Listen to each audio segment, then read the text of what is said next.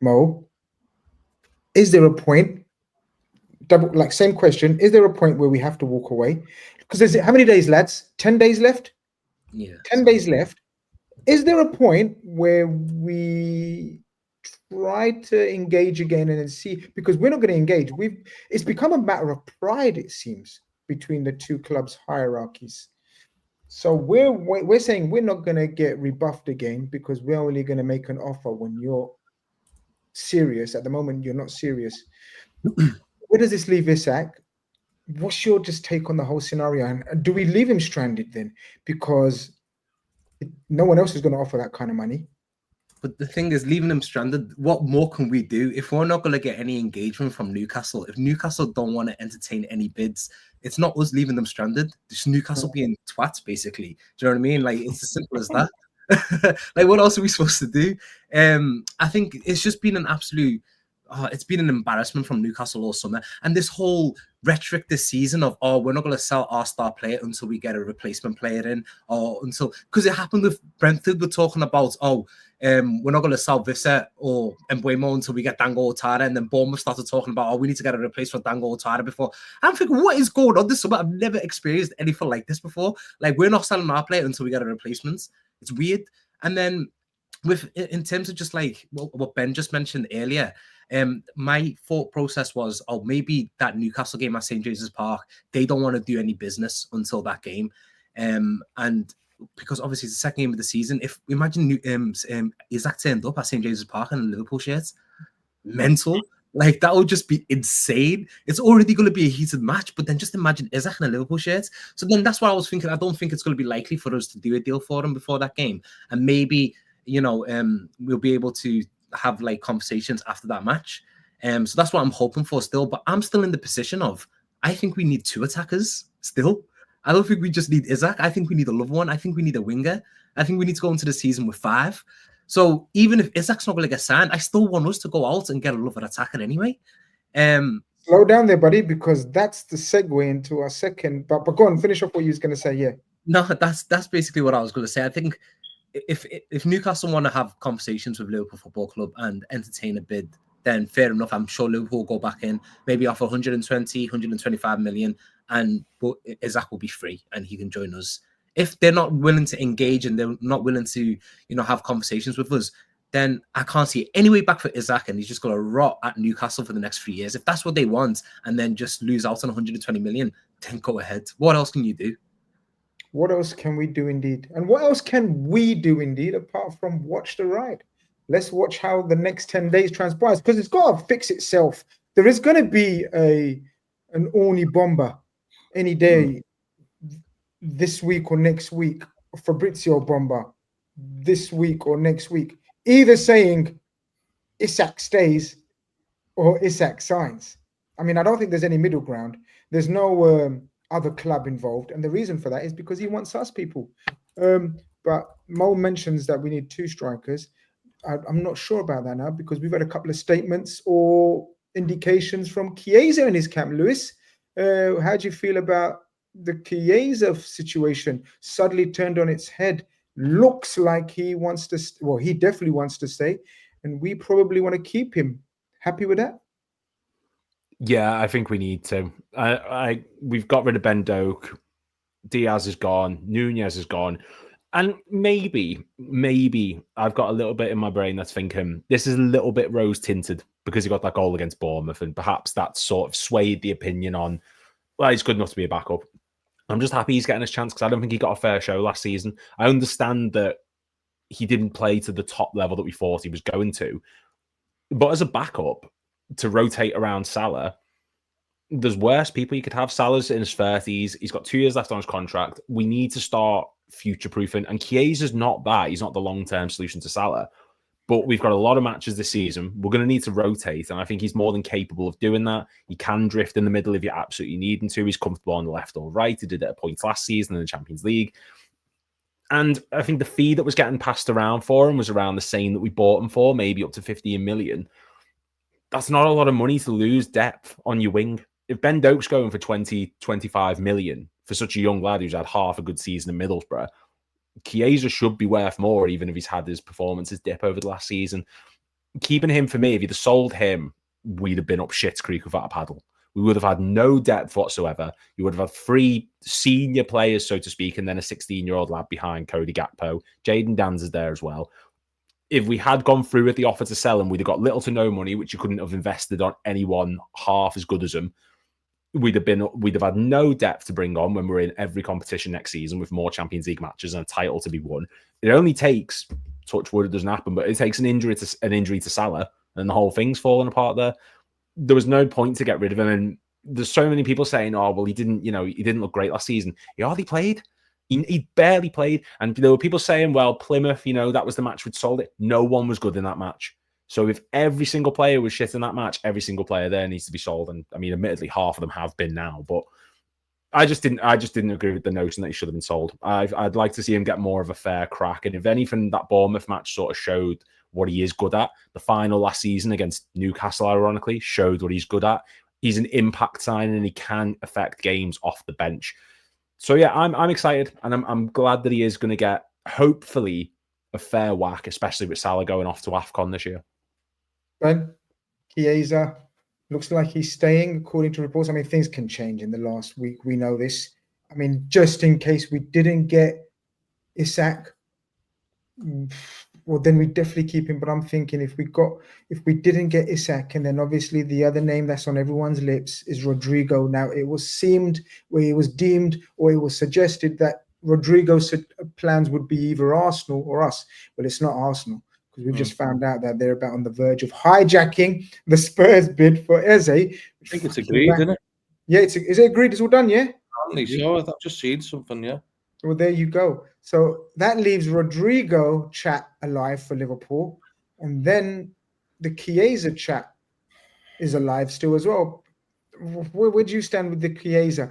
I'm not going to lie. Look, I love the song and I love you guys, or not you guys, but I love all the Chiesa stands. And it seems like the Nunes fanboys have switched their allegiances to the Chiesa fanboys league. So I'm not convinced by him. He was my favorite attacker 2-3 years ago in world football. I thought he was my top 3 favorite attackers in world football. I just don't think he's got the physical capabilities to be in our team every week anymore. But where you stand on it? Do you know what, mate? He looked like a man possessed the other night. He looked like he's got down over the summer and really, started training early. Do you know what he looked like? I know it's probably a weird thing, but he looked a little bit like Jota at times the other night. That goal the other day was like a typical Jota goal, wasn't it? Right in the middle of the box, central, and just banged it in. What a goal that was. I'd keep him, because what are we going to get for him? Well, we're talking 15 million. How are we going to replace him? What's the point? Do you know what I mean? So, I think after that, he's definitely going to stay. I find it hard to see, like, off the basis of the the competitive games up to now, I don't really see Rio getting much minutes, to be honest. So I think if we lost Chiesa, we're just playing with fire. Then we've got 3 options.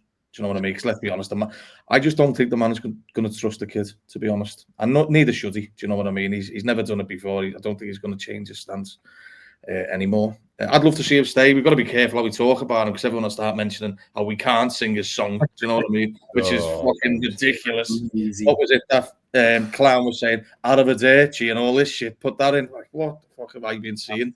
Social media is finished. If we can't sing that song, let's just go home, mate. Pack it in. But I don't know. I think that was his breakthrough. Let's see what happens till the end of the winter. Because I'd say on the basis of that, he's going to get minutes at Newcastle.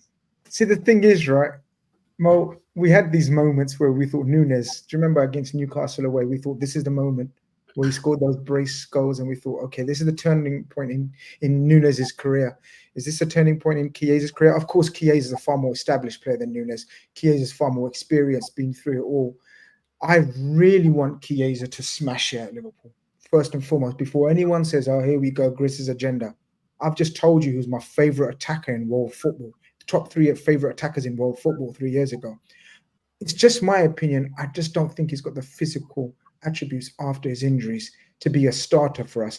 But I'm absolutely fine with him being in our list of squad of attackers and options, because Mo goes to AFCON and we literally haven't got anyone else at the moment to play on that right wing. Chiesa is a multifunctional player. What's your opinion more importantly? Everything that you just said there, I agree with 100%. I think when you watch him play physically, he just doesn't look like he's up to it. Like he doesn't look as fast as he once was before the injuries. And the main thing that concerns me is I'm more than happy with him being in the squad and being a squad option. But say in the real possible scenario where it's January and Salah's off at AFCON, and let's just, God forbid it happens, but like a Gakpo or Ekitike is injured and we haven't signed Isaac, are we confident to play Chiesa for the entirety of January? How many games do we play in January? Like 6 games, maybe, if you chuck in the FA Cup and that. I don't feel confident about that at all. And I don't think Slot would feel confident about that as well. In an ideal scenario, I think Chiesa would be a good 6th option, if I'm being 100% honest. Like, let him be a 6th option. Isaac comes in, and then we bring in another established attacker. I think Liverpool always need 5 really good attackers if we want to go and compete for every trophy. If we want to go out there and win the Champions League, we want to win the Premier League, we're going to need 5 high-quality attackers. And I don't think Chiesa can be one of those 5. If he's the 6th option, I'm more than happy with that. I'm more than fine with that. And do you know what? I hope I'm eating my words in a couple of months and he's absolutely smashing it in a Liverpool and he's scoring goals galore every single game. I hope and pray that happens. But from where I'm sat right now, I don't think it will happen because, as Grizz mentioned, that physicality, I don't think he brings that. And just going back to the point where you mentioned the goal that he scored, could this be his turning moment? And then compared to a Nunes, I think is a little bit different because like Nunes was our record transfer. I think with Nunes, £85 million, we were expecting the world from him. And every time he scored the goal, it was like, oh my God, now he's going to deliver. He's going to become like the star striker that we've always wanted him to be. And it never happened. With Chiesa, sorry if you could hear fireworks going off outside, by the way. Is that the announcement? Is that, oh my God, is that a bomber? Is that the second bomber around in town? I feel like I'm back in Mogadishu. What's going on? What was I saying? With Chiesa. But you know what, he was coming on the other day as well? I was like, rah, imagine my guy scores now. That would be so boss. Oh. Like, I was thinking, yeah, that would just be a moment and a half. And then he actually scored, and the way Anfield just erupted with that beautiful song, and I hope he never change it because it's absolutely perfect. Probably one of the best songs we've ever had. It was just a beautiful moment, and I hope we've got more moments with that with Chiesa. I hope he can make an impact coming off the bench with 10, 15 minutes to go. Keith, Chiesa, situation, scenario, how does it end? Want him to stay? Does he stay? And is that us? Hold on. Assuming Isak comes, will Chiesa be our 5th striker, lads? 5th attacker or 6th? It'll be like the 5th. Rio will be 6th, and then Chiesa will be 5th, right? Am I got that right, numbers wise? Yeah, he'll be the 5th. Look, great opportunity scoring a goal when he did, but Fabio Carvalho also scored a goal, ironically against Newcastle in the 98th minute, and we all went crazy those times. So, you know what I mean? Sometimes Anfield can do some wonderful things. You know, big magic from players that we didn't expect it from. I remember when David Ngo once scored a banger against Manchester United, top bins, and we thought, Jesus Christ, this is going to be the start of the next Thierry Henry, and we know how that felt. Look, Chiesa, you know, he's got all the attributes to continue to be a great player. And I think actually Liverpool will be smart right now. It's clearly obvious that we brought a broken man into the club. It took ages to get. Was it a weird one, guys? There's definitely not a Slot signing. It was a sporting director signing. They saw an opportunity. It was so obvious. It was not a Slot signing at all. And kind of Slot was that was the only time so far I've seen the whole, you're a head coach and we've got Richard Hughes as the sporting director making those type of decisions. You just go and coach the players we give you. That was the only time so far I've seen that in the dynamic of the relationship, because it just didn't make any sense to me at the time, particularly knowing how broken he was. We've got him up to full fitness now, which is great. You know what I mean? I mean, he started well, but you know, if he picks up another niggle again or something like that, I think his time could be pretty much over at Liverpool. I will say, I think the reason why the club are probably going to sit for the season is because I think if they can get at least, 15 to 20 games off the bench, League Cup, etc., they can raise his value. I mean, at the end of the day, if Ben Doett's going for 25 million quid, then I'm sure that Chiesa can go for the 20. They can make their profit on him as long as they've got a run of games to kind of show. Last season, it wasn't enough really for us to get that little bit of profit. He's still got value in him. He's still a good age. He's still got value. I just think he just needs to play games for Liverpool. He needs to get a couple goals under his boot, and he needs to carry on. And I think Liverpool will let him go next season. So he may be the 10th 5, but I agree with Mo. I think, you know, the fifth man, you know, it feels like NWO days, isn't it? Who's the fifth man? You know what I mean, right? Who's going to be the fifth man? It's definitely got to be something that, you know, we have to really, you know, consider. And you know, we are a club now that has 5 of the best. And on that, I just wanted to make one thing really like I want to make this point as well, because I find it again fascinating, and I hate going down the route of saying that everybody hates Liverpool. But what I find really fascinating this transfer window, right, is Liverpool are effectively replacing one man with another, right? Replacing one player with another player and filling the boots.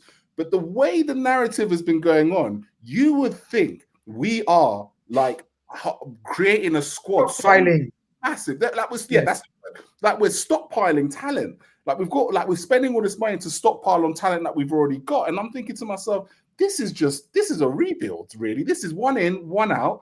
And the way it's been discussed is as if we're stockpiling. We are still light at the end of the day. And Liverpool spending this big money is because journalists like Henry Winter seemingly believe that £110 million is a disgraceful offer. And so if he thinks that of the transfer market, then it's no surprise that Liverpool are having to spend big money just to buy players to come in and fill shoes, really. So that's the market dictates that we've had to spend this money, but we've also, it's not even about bringing the money in, really, net spend or whatever. We are ultimately rebuilding a squad. And that's what needed rebuilding. Yeah, after Klopp and after the departure of all the players that we don't need to mention, we needed a rebuild. It just so happens that we're so organized, so structured, so brilliant, and we've managed to do it in one window practically. People hate it, but anyway.